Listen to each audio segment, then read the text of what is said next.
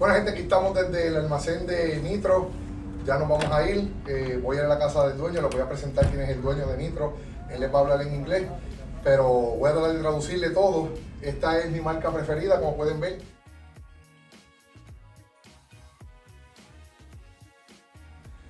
Hola gente, aquí estamos, les presento a Jeremy, uno de los dueños de Nitro Gears and Axles. Jeremy, how are you? Good, yeah. Aquí estamos con todos mis seguidores de YouTube. We are here with a lot of followers from YouTube that they follow Waldy's Off-Road videos and everything. Les voy a preguntar, mucha gente me ha preguntado sobre el producto de ellos. Pues claro, llaman a sus facilidades, ellos no hablan inglés, no hablan español, y aquí estoy yo para traducirles un poquito sobre las cosas de lo que ellos trabajan. Your company is about gears and what else? Yeah, we've been around since 2005, so going on 15 years of being in business. Ellos llevan desde el 2005, ya llevan 15 años, como quien dice, ya en el negocio de los diferenciales. Yeah, we've grown from myself to now about 27 employees and 2 locations, one in Washington and one in Georgia. Él empezó solo y ya tiene 25 empleados, tiene 2 almacenes, uno en Georgia, que fue el que vieron ahora mismo ahí en el video, y otro en Washington, que es donde está, ¿sabes?, el grande de ellos allá. It's been a wild ride, but Okay. our company, basically Nitro Gear and Axles, specializes in all things differential for rear-wheel drive and four-wheel drive vehicles. Okay. Traction devices, axle shafts, ring and pinions, pinion yokes, differential covers. Ellos trabajan todo prácticamente lo que tiene que ver con los diferenciales, los covers, Catalina, cónico, lo que ustedes le llaman corona y piñón, los lockers, candados le dicen también. Me pueden escribir en los comentarios ahí cómo le llaman a las partes de los diferenciales allá en sus países. Y no solamente tienen para vehículos que están aquí en Norteamérica, sino tienen productos para vehículos que no llegan. You have product that there is no vehicles here in North America. You have stock for vehicles that comes only for South America, Central America, right? Yeah. Like Nissan Patrol. Yes, we make vehicles for, everything really. Lots of those vehicles are not even ever offered for sale in the States. And you have parts. Nissan Patrol, Ford Mavericks, Toyota Banderas, Prados.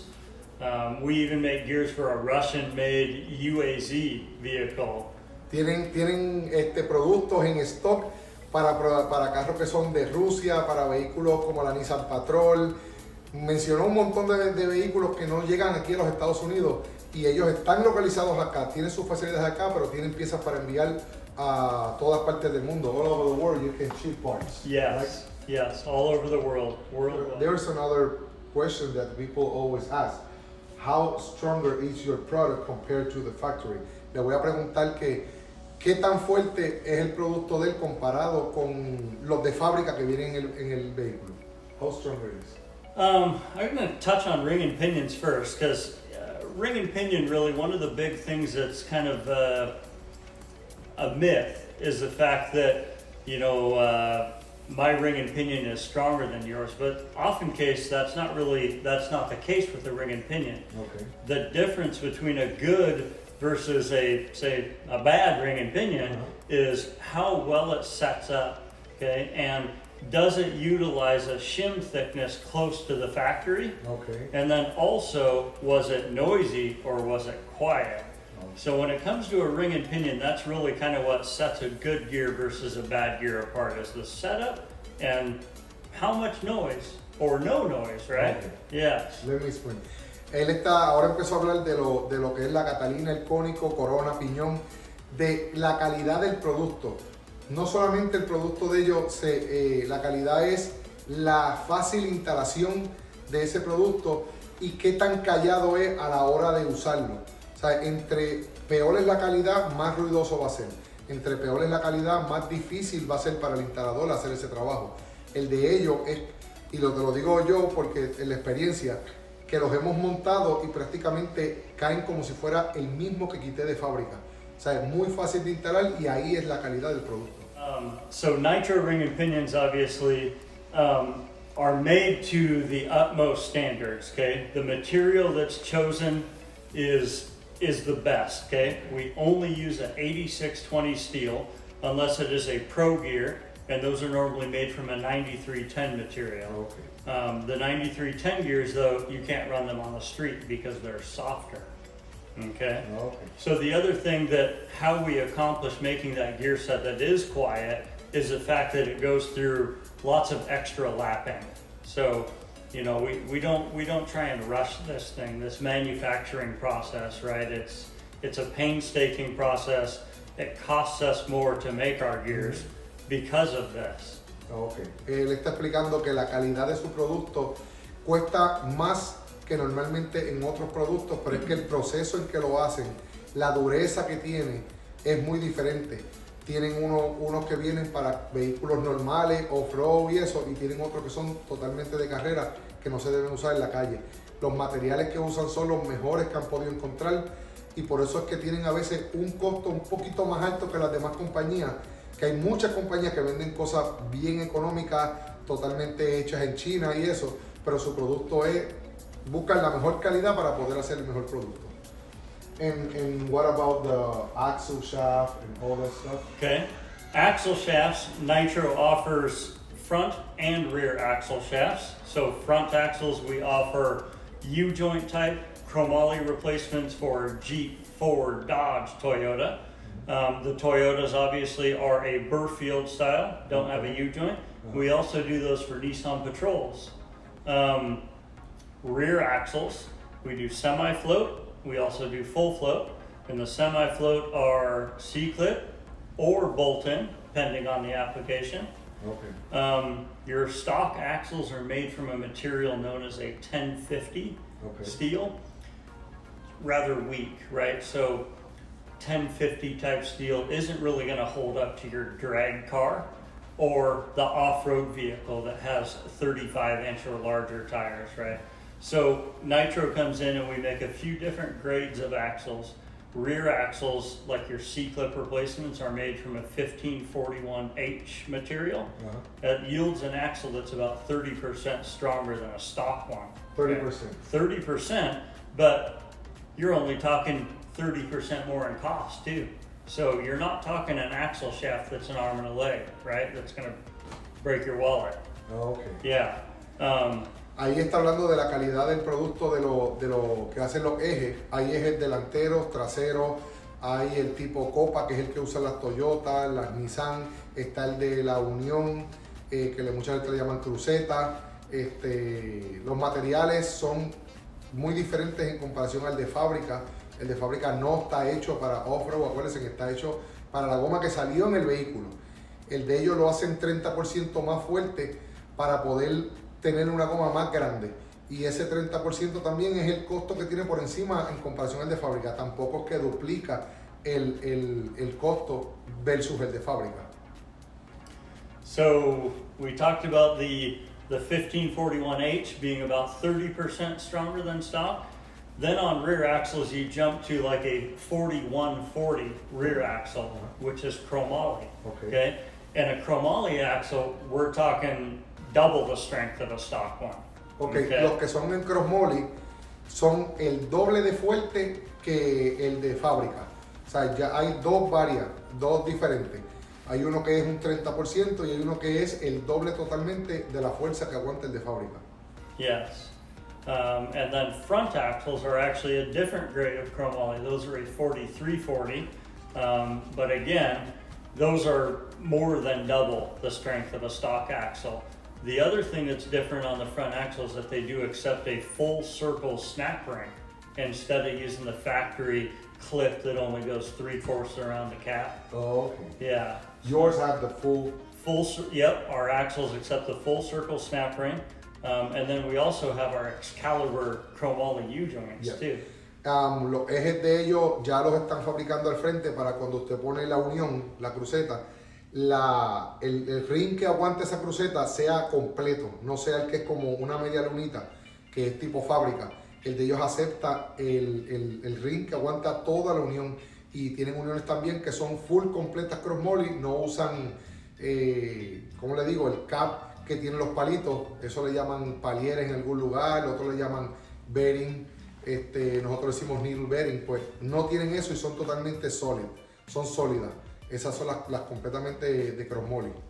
Voy a hacer una pregunta que yo sé que mucha gente se hace y es cuestión de cuánto cubre una garantía en un eje y qué no cubre. Porque hay mucha gente que quiere comprar un eje, dicen que es en cross molly, leen muchas cosas, pero no saben que el eje está fabricado hasta un tamaño de goma. When the people buy the axle shaft, they think that they can put whatever size tire in that. And when you take the decision to build an axle shaft, you are thinking in the OEM tire and how much bigger you put the tire, but that doesn't mean that you can use whatever tire. Yes, right? yes, that's true. One of the misconceptions in the off-road world is that if I went out and I bought an aftermarket chromoly axle, that I never have to worry about it breaking again. I can put as big a tires on it as I want, and I can go out there and just beat on it, and I'm never gonna break it. And this is not true. This is not true at all, right? Because we can only make an axle shaft so strong because the diameter of the axle didn't really change. What changed was the material. Yes. Now we all know that there is big spline upgrades for some instances, and yes, you gained strength there because you not only did you use a better material, but you also made the shaft a larger diameter, okay? But a Toyota Land Cruiser is a very good instance, okay? Those are a 30 spline axle, okay? Factory, 30 spline. It's about 1.31 inches in diameter, okay? And yours is like 30 splines too. It is 30 The only spline. difference is the material. Correct. So the difference in ours is that ours are made out of that chromoly, that 4140 material. Okay. So it is way stronger than a factory axle, okay? Can you go out and put 35s or even 37s on your Land Cruiser and go out and wheel it confidently? Yes. However, as soon as you go to a 40 or a 42, or some guys are even running larger than that, okay? You are out of the warranty. You're way out of the warranty, yes. And the reason why, that shaft diameter is too small. Okay. Let's just say it's 1.3, okay? Well, we need a shaft, right? 1.5, like 35 spline, or even Ultra 4 guys, right, are running 40 and 46 spline stuff, like okay? the rock bouncers and everything. Yes, so at bare minimum though, if you think you're gonna go out there and run a 40-inch or larger tire, you need an 1.5 inch 35 spline axle minimum. Okay, let me. Ahí lo que le estaba explicando era, cogió de ejemplo una Toyota Land Cruiser. Los ejes del Toyota Land Cruiser de fábrica son de 30 estrías.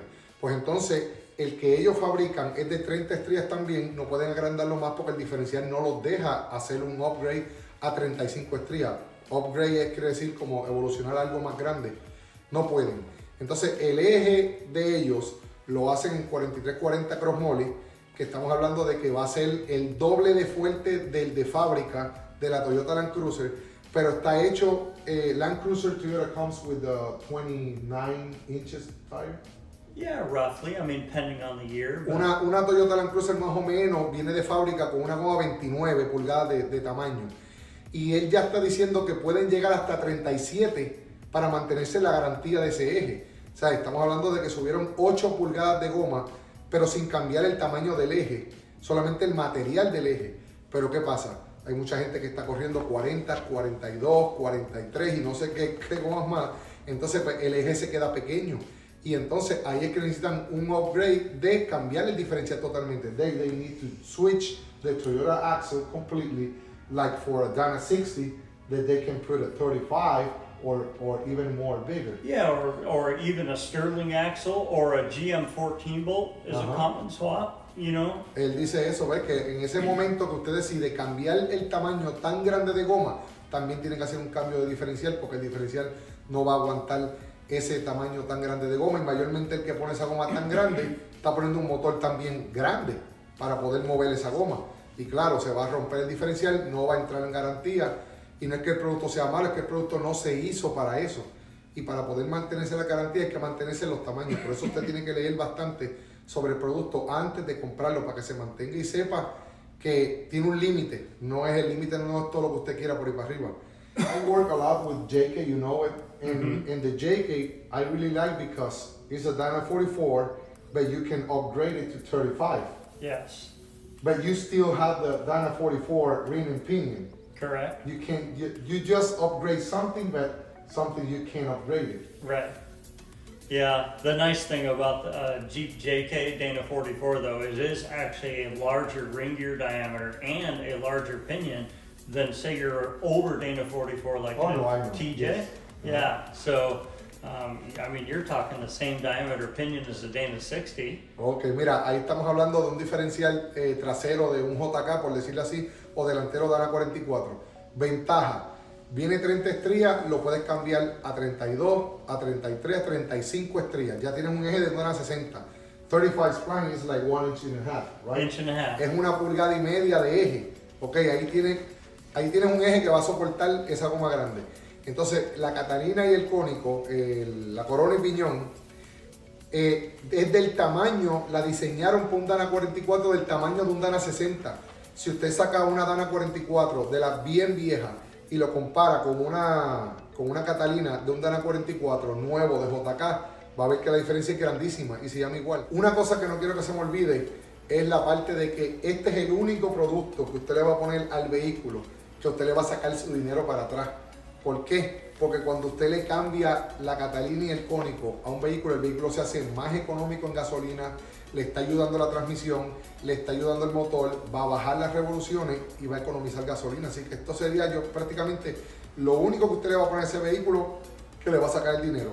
I just said about this is the only upgrade that you can do to the vehicle that you will get your money back. Yes, because of your mileage increase. Uh-huh. Yes.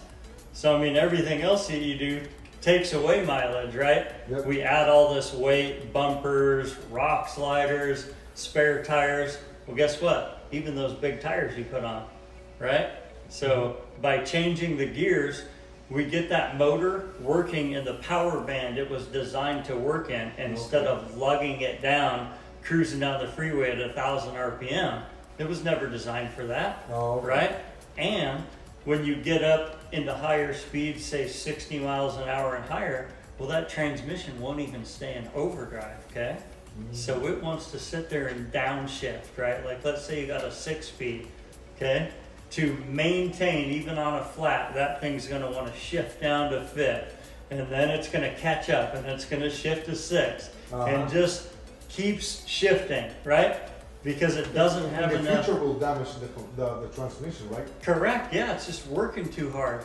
This is the same problem that happens right now with the Toyota Tacoma, the newer ones. Yes. They are like changing a lot. Yes. From the overdrive to the last gear. Correct. They were really under geared from the factory. Yeah, I was like really impressed that if you have 33s, you just can put 529. Right. Te estoy diciendo que la nueva Toyota Tacoma tiene ese problema grandísimo a nivel de que con una goma 33 ya ellos están recomendando un 529.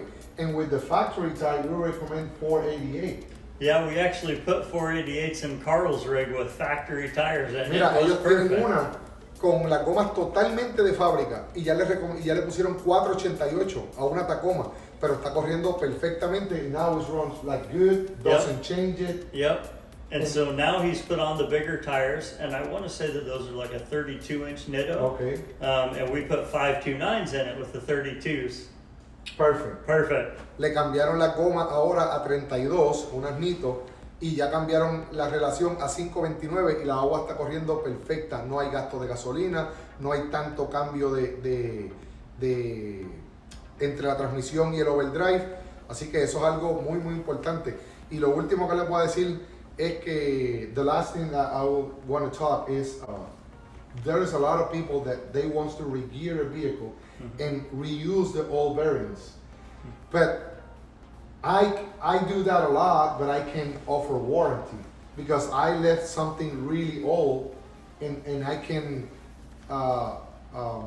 warranty something with all parts. Yeah. Le estoy diciendo que hay muchísima gente que llegan a la tienda o en todas partes que ustedes están viendo aquí del mundo, hay mucha gente que quiere montar corona y piñón, pero quiere dejar todo las cajas de bola, valero, no sé cómo le llaman ustedes, las cajas de bola, los bearings, las quieren dejar las viejas, porque no quieren hacer ese gasto, en cuenta que es un gasto innecesario.